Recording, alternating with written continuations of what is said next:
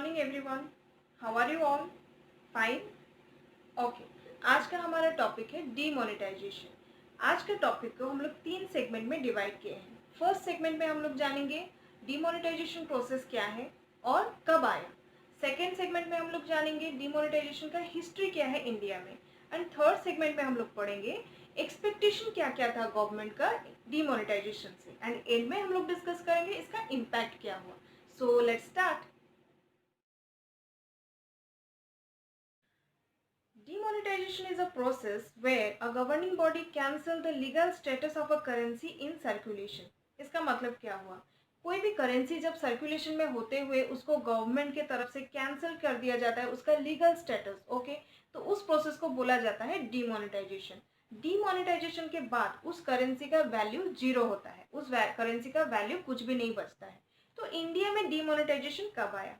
8 नवंबर 2016 को government of India, Modi government ने announcement किया। जो लार्जेस्ट डिनोमिनेशन करेंसी था इंडिया में, ₹500 एंड 1000 रुपीज, उसको डीमोनेटाइज किया गया विथ इमीडिएट इफेक्ट। इससे क्या हुआ?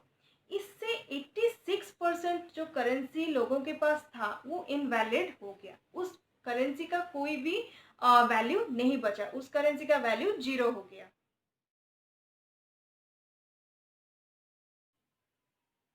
अब एक क्वेश्चन अराइज होता है, क्या 8 नवंबर 2016 को जो डिमोनेटाइजेशन प्रोसेस हुआ था, क्या वो पहली बार था इंडिया में? नहीं, इससे पहले और 2 बार इंडिया डिमोनेटाइजेशन को फेस कर चुका है। कब? जानते हैं। 1946, 12 जनवरी 1946, इंडिपेंडेंस से 1.5 साल, लगभग 1.5 साल पहले इंडिया में डिमोनेटाइजेशन पहली बार हुआ था। ₹1000, 5000, 10,000 रुपीज का जो डिनोमिनेशन का करेंसी था, स्क्रीन में इमेज आ रहा है, आप चेक कर सकते हैं। इसको पहली बार इंडिया में डिमोनेटाइज किया गया था। सबसे हाईएस्ट जो लार्जेस्ट करेंसी था जो कि आरबीआई ने प्रिंट किया था, वो 10,000 था। ओके, सो 10,000 रुपीज को पहला बार डिमोनेटाइज किया गया था। कब? 12 जनवरी 1946। इसके बाद क्या हुआ? 1954 में फिर से 1000, 5000 एंड 10,000 का करेंसी को रीइंट्रोड्यूस किया गया, फिर से सर्कुलेशन में आया। 1977 में जनता पार्टी गवर्नमेंट पावर में आया और लीडर कौन थे? मोरारजी देसाई। तो मोरारजी देसाई ने क्या किया? 16 जनवरी 1978 को फिर से 1000, 5000 एंड 10,000 का जो करेंसी था उसको फिर से सेकेंड टाइम के लिए डीमोनेटाइज कर दिया गया। तो यहाँ पे क्या हुआ? कुल मिला के इंडिया में 3 बार डीमोनेटाइज हो चुका है। फर्स्ट कब हुआ? 12 जनवरी 1946 में 1000, 5000 एंड 10,000 का करेंसी। सेकेंड टाइम क्या हुआ? 16 जनवरी 1978 में सेकेंड टाइम फिर से 1000, 5000 एंड 10,000 का डिमोनेटाइज हुआ। थर्ड टाइम क्या हुआ? 8 नवंबर 2016 में 500 एंड 1000 करेंसी का डिमोनेटाइज हुआ।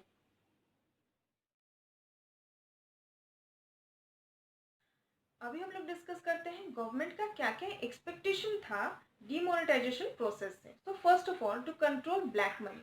तो ब्लैक मनी क्या होता है? जिस इनकम के ऊपर आपने गवर्नमेंट को टैक्स प्रोवाइड नहीं किया, वो हो जाता है आपके लिए ब्लैक मनी। ओके, सो एक एग्जांपल से समझते हैं। सपोज मिस्टर ए, उन्होंने कुछ इकोनॉमिक एक्टिविटी किया जिनमें से उनको 10 लाख का प्रॉफिट आया, लेकिन मिस्टर ए थोड़ा ज़्यादा चालाक थे। वो क्या किए? 4 लाख का इनकम गवर्नमेंट को शो किया और उनके ऊपर टैक्स प्रोवाइड किया। बाकी का जो 6 लाख था उसको उन्होंने उनके ऊपर टैक्स प्रोवाइड नहीं किया। तो यहाँ पे क्या हुआ? जिस 4 लाख के ऊपर उन्होंने गवर्नमेंट को टैक्स प्रोवाइड किया वो हो गया उनके लिए वाइट मनी, और जिस 6 लाख को उन्होंने छुपा के रखा, गवर्नमेंट से के नज़र से हटा के रखा, उसको बोला जाता है ब्लैक मनी। ओके, तो हुआ क्या? गवर्नमेंट ने ये सोचा कि कोई भी अगर ब्लैक मनी छुपाता है, वो क्या करते हैं, जो हाईएस्ट डिनोमिनेशन होते हैं, जो हाईएस्ट करेंसी होते हैं, उनमें छुपाया जाता है। कभी आपने सोचा है अगर कोई किसी को 6 लाख को छुपाना पड़ता है किसी को, तो वो क्या 5 रुपीज़, 10 रुपीज़ या 100 रुपीज़ में उसको छुपाएगा, या ये सोचेगा कि जो हायर डिनोमिनेशन है उस करेंसी में अगर छुपाया जाए, एक कम स्पेस लेके उसको छुपाया जा सकता है। तो इसी चीज़ का गवर्नमेंट ने फ़ायदा उठाया। अगर हाईएस्ट करेंसी को अगर इनवैलिड किया जाए, तो जितने सारे black money higher denomination currency में है, जैसे कि 500 और 1000 रुपीज़, वो पूरा का पूरा इनवैलिड हो जाएगा। तो वही चीज़ हुआ, जितने सारे ब्लैक मनी था, जितने सारा ब्लैक मनी था, जो कि 500 एंड 1000 रुपीज़ डिनोमिनेशन में था, उसको पूरा का पूरा इनवैलिड कर दिया गया था। लेकिन ऐसा भी था, कुछ कुछ हाउसवाइफ्स थे या कुछ कुछ जो डेली वर्कर्स थे, उनके पास जो करेंसी था, उनके पास ये ऑप्शन था कि वो बैंक के पास जाए और अपना करेंसी को एक्सचेंज कर ले। लेकिन जो लोग ब्लैक मनी होल्ड करते थे, उनके पास क्या ऑप्शन है? उनके पास दो ऑप्शन था।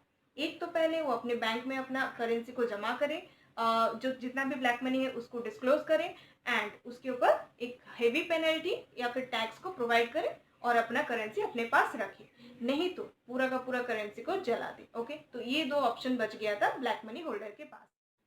नेक्स्ट क्या हुआ? हर पर्सन को अपना कैश होल्डिंग को डिस्क्लोज करना पड़ा, सो दैट उनके पास जो इनवैलिड और ओल्ड करेंसी है उसको वो एक्सचेंज कर सके नया और वैलिड करेंसी के साथ। और क्या हुआ? कभी भी कोई अगर टैक्स चोरी करता है तो उसके ऊपर स्ट्रिक्ट एक्शन लिया जाएगा गवर्नमेंट की तरफ से। नेक्स्ट क्या हुआ? Tax administration and mobilisation of savings. Mobilisation of savings का मतलब क्या होता है? अगर हर कोई अपना जो बचत होता है, जो सेविंग्स होता है, उसको घर में ही जमा के रखे तो उसका बेनिफिट नहीं मिलता है। अगर हर कोई अपना सेविंग्स बैंक में डिपॉजिट करे तो क्या होता है? जब कोई बिजनेसमैन अगर कोई बिजनेस स्टार्ट करना चाहे तो बैंक से लोन लेता है।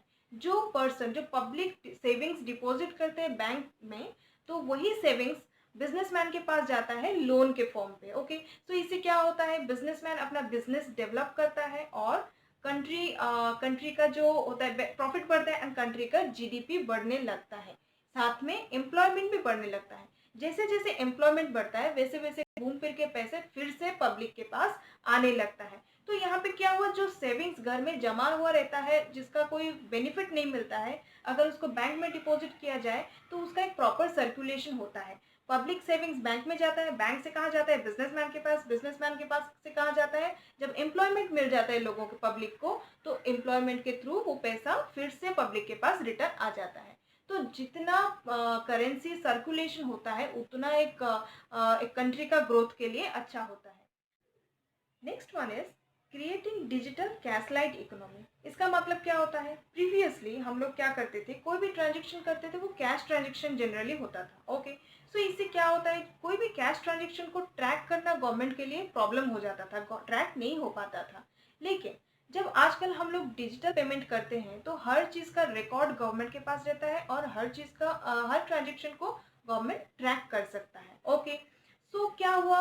इसमें भी थोड़ा सा आर्ग्यूमेंट रहता है, इसमें भी थोड़ा सा प्रॉब्लम रहता है। हर कस्टमर के पास एंड्रॉयड फ़ोन होना चाहिए एंड बिजनेसमैन के पास पीओएस मशीन होना चाहिए, साथ ही साथ इंटरनेट का कनेक्टिविटी भी होना चाहिए। अगर ये सारी चीज़ हो जाए तो डिजिटल पेमेंट सिस्टम जो होता है उसको प्रोसेस में लाने के लिए ईजी होता है। ओके, सो इससे क्या हुआ? जब डिमोनेटाइजेशन प्रोसेस मोदी गवर्नमेंट ने लाया, बहुत सारे ऐसे लोग थे जो कि उसको सपोर्ट किए और तारीफ किए। बहुत सारे ऐसे लोग भी थे जो कि उस डिसीजन को क्रिटिसाइज किए। क्रिटिसाइज किस ग्राउंड में हुआ? उस टाइम पे जीडीपी कम हो गया था, कैश का शॉर्टेज हो गया था, एटीएम के सामने लंबा लंबा लाइन लगना पड़ रहा था, हम खुद लाइन में लगे हुए थे ओल्ड करेंसी को एक्सचेंज करने के लिए, कैश को विड्रॉ करने के लिए। ओके, तो थोड़ा बहुत प्रॉब्लम हुआ। बोलने का मतलब, कभी भी कहीं पे भी अगर कोई बोल्ड डिसीजन लिया जाता है, बहुत सारे बेनिफिट के साथ साथ कुछ कुछ डिफिकल्टी भी होता है।